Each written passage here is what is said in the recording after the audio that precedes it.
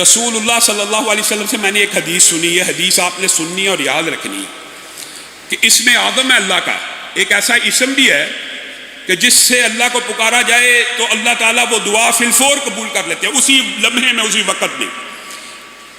اور ابو امامہ کہتے ہیں رسول اللہ صلی اللہ علیہ وسلم نے فرمایا وہ اسم اعظم سورت بقرہ میں بھی ہے،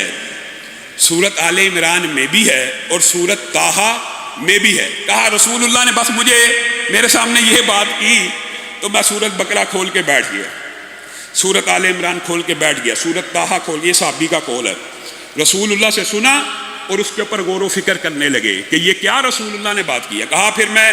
سورت بقرہ کی اس آیت پہ پہنچا، اللہ لا الہ الا هو الحی القیوم، تو میرے ذہن میں آیا کہ اسی سے ملتی جلتی دو آیتیں آل عمران میں اور طٰہٰ میں موجود ہے، الف لام میم، اللہ لا الہ الا هو الحی القیوم وَأَنَتِ الْوُجُوهُ لِلْحَيِّ الْقَيُّومِ، یہ تینوں آیتیں کہا مجھے مل گئی اور مجھے پکا یقین ہو گیا، یعنی تینوں آیتوں میں کیا چیز ایک سی ہے۔ اسی وجہ سے محدثین نے، اور میرے جو نانا تھے خود بڑے شیخ الحدیث تھے حافظ محمد گوندلوی رحمہ اللہ، انہوں نے اسم اعظم کی دیگر احادیث اور اس حدیث کو مد نظر رکھتے ہوئے ایک وظیفہ لوگوں کو بھی اور ہماری فیملی کو بتایا کرتے تھے، اور وہ کہتے تھے کہ مجھے یقین ہے،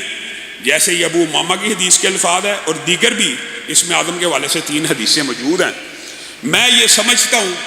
کہ کوئی شخص اگر اسم اعظم کو پانا چاہتا ہے تو وہ یوں کہے بسم اللہ الرحمن الرحیم، یہ بسم اللہ الرحمن الرحیم بھی شامل ہے، الف لام میم اللہ لا الہ الا هو الحی القیوم یا واحد یا ذی الجلال والاکرام، یہ مشکل نہیں ہے، بسم اللہ الرحمن الرحیم الف لام میم اللہ لا الہ الا هو الحی القیوم یا واحد یا ذی الجلال والاکرام۔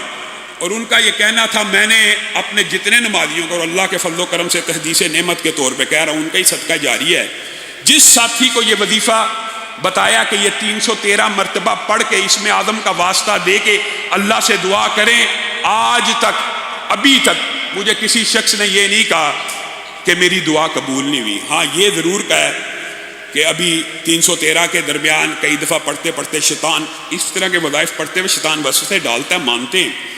تو پورے نہیں ہو سکے۔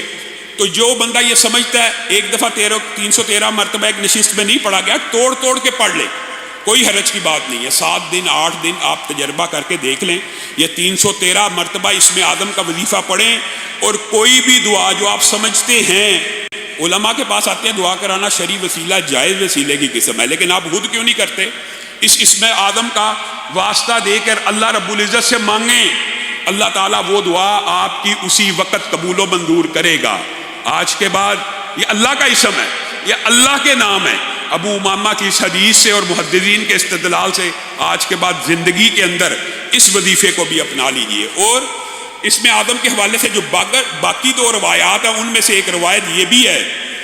کہ رسول اللہ صلی اللہ علیہ وسلم کے سامنے ایک شخص نے کہا اللہم انی اسألک بانی اشہد انک انت اللہ لا الہ الا انت الاحد الصمد الذی لم یلد ولم یولد ولم یکن لہ کفوا احد۔ یہ وظیفہ بھی قاری صاحب موجود ہیں جو معتکفین ہیں وہ قراء سے یاد کریں، اور جو ابھی تیزی سے یاد نہیں کر سکتے اس کو اسم اعظم کے اس وظیفے کو بھی اپنے ذہن میں رکھ لیں، لا الہ الا انت الاحد الصمد الذی لم یلد ولم یولد ولم یکن لہ کفوا احد۔ تو رسول اللہ صلی اللہ علیہ وسلم نے فرمایا تھا اس شخص نے اللہ سے اسم اعظم سے طلب کیا، اس کی دعا اللہ تعالیٰ ضرور سنے گا۔ اور جو تیسری روایت ہے اسم اعظم کی، اس میں یا ذا الجلال والاکرام کے اور بدیع السماوات کے الفاظ بھی موجود ہیں۔ تو